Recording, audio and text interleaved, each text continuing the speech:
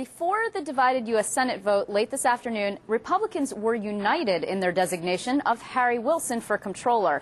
So united, in fact, that there was a floor motion to do away with the roll call vote altogether. Shortly after the unanimous vote in his favor, Wilson sat down with me to talk about the campaign ahead. So now, Harry Wilson, you are the Republican nominee for state comptroller. Thanks for joining me today. Thanks for having me. Newly minted, actually, unanimous, voice vote. At one point, actually, you were neophyte. You came onto the scene. No one really knew who you were. No one was really sure if you would actually get this far. So what does it feel like to get this far? Well, it's certainly exciting and gratifying to have seen how everyone's come together behind my candidacy. And I think, we really started with a game plan of saying, making sure that people understood my message, which we thought was the right message for the right time, based on my private sector experience, and getting that message out as aggressively as possible. I think today's the culmination of that. Well, your message actually is interesting because you actually are embracing your experience on Wall Street at a time when everyone else seems to be running away from it, and the Republicans and the Democrats are trying to figure out how to regulate it. How did you thread that needle? Well, I really focused on what I actually did. And so what did I do? I mean, first of all, in terms of my Wall Street experience, I left my last Wall Street investment bank 15 years ago. So I really focused on my last 15 years as an investor, where I focused primarily on investing in broken companies. And I had enough experience both restructuring those broken companies and picking through the pieces to try to fix them. That, one, led to my role in the Auto Task Force last year. But also, I think it's exactly the right skill set we need for New York. And I think this is the right time for that. The Auto Task Force, you mean for the Obama administration, exactly. Right? Actually, this convention opened with a very sort of dark video that featured the Obama administration and Nancy Pelosi as sort of the enemy. I mean, did you see that video? I did not, no. Oh, you did not. The idea about running against the Democrats writ large, I mean, is that something that you're going to embrace, or you're just going to focus on Tom DiNapoli? Yeah, I'm really focused on this office. I mean, first of all, I think this office should be a nonpartisan professional office. I mean, I think it's become partisan by career politicians who use it for partisan purposes. But if you look at the responsibilities, they're managing the pension fund and using the audit power to go after fiscal mismanagement. I think both of those should be nonpartisan positions. And my experience I am a lifelong Republican, but I spent my career working across different factions, whether it's in business and then most recently across party lines in the Obama administration. I'm really mostly focused on fixing problems. And I think that's what New Yorkers are focused on, too. So the comptroller's position you've actually spoken of as, you spoke in your speech, as sort of an underutilized office that you would use in a bigger way. Can you expand more on how exactly you would go about doing that? Sure. Well, the analogy I think that's most appropriate is looking at the Attorney General's position a dozen years ago before it was transformed. I think similarly, the Comptroller's Office should be the Chief Fiscal Officer of the state. Constitutionally, it is that. But in the hands of career politicians who haven't really known how to utilize the powers, it hasn't been very effective. That's why most people don't know who the Comptroller is. They don't know who the current Comptroller is. They can't really explain what the Comptroller does. But in the right hands of someone who would professionalize the position, use that audit power to go after big buckets of spending at the state level, I think, one, it can have a hugely positive impact on the state and be a much more important office than it is today. Well, but then it would set you up potentially for maybe a collision with potentially the next governor who would be a Democrat who wants to change the power. And I know you're on the record of saying this, but you believe that there should be the sole trusteeship of the state pension fund should rest in the hands of the comptroller, which is something that Andrew Cuomo wants to fix. Right. I think the way or change, rather, I shouldn't say fix. And I think the way. I'd be happy to talk to Attorney General Cuomo or anyone else about my ideas, but I really focus on creating a professionalization of the office. And so how does every investment fund in the world work? Well, every investment fund in the world generally has one or two people on top who have accountability to the investors, or in this case, the voters. And then they're surrounded by world-class investors who can provide help and advice and experience and perspective. And that's exactly what I would create within the office. I'd retain the ultimate accountability, which I think is important because the voters need to be able to fire the controller when he or she doesn't do a good job, but also get the advantages of getting all that expertise.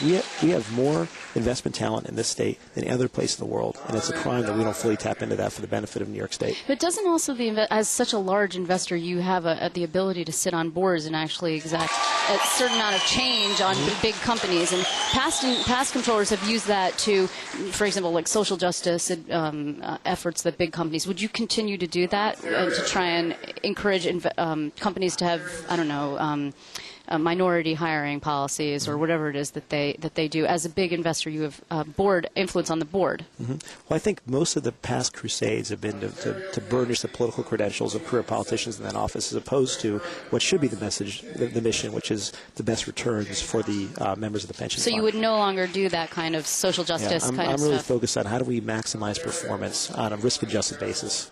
So, I just also want to talk a little bit about your speech briefly. You really put out a considerable amount of red meat directed at Tom DiNapoli. You called him, let's see, the legislature wanted a lapdog, not a watchdog, and boy did they get one. You called him the wholly owned candidate of State Street, not Main Street, and you said he had his job handed to him on a Shelley silver platter because he was appointed in 2007 by the legislature. Is this a harbinger of what's to come? There's going to be more of this. How dirty is this campaign going to get? Well, I'm focused primarily on kind of the substance of the campaign and laying out the substance of the job. But I think it's important that people understand the background of the current unelected incumbent. He wasn't elected to the position, and he was put in there over the objections of a sitting governor who called him unqualified, against the wishes of a bipartisan commission that screened a number of candidates, including him, and passed him over.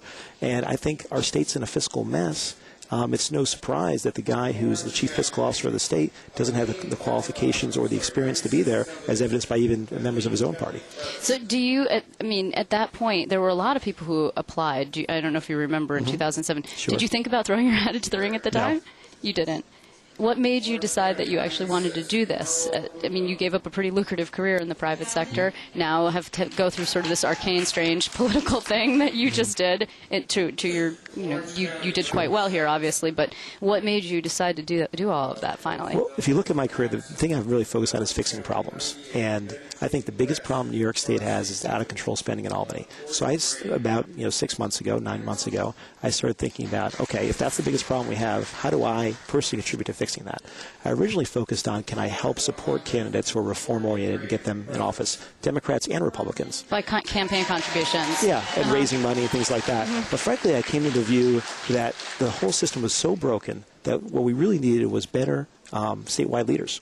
And frankly, I would love for them to be someone else who could have done a better job than me. But I looked around and there was no one stepping forward.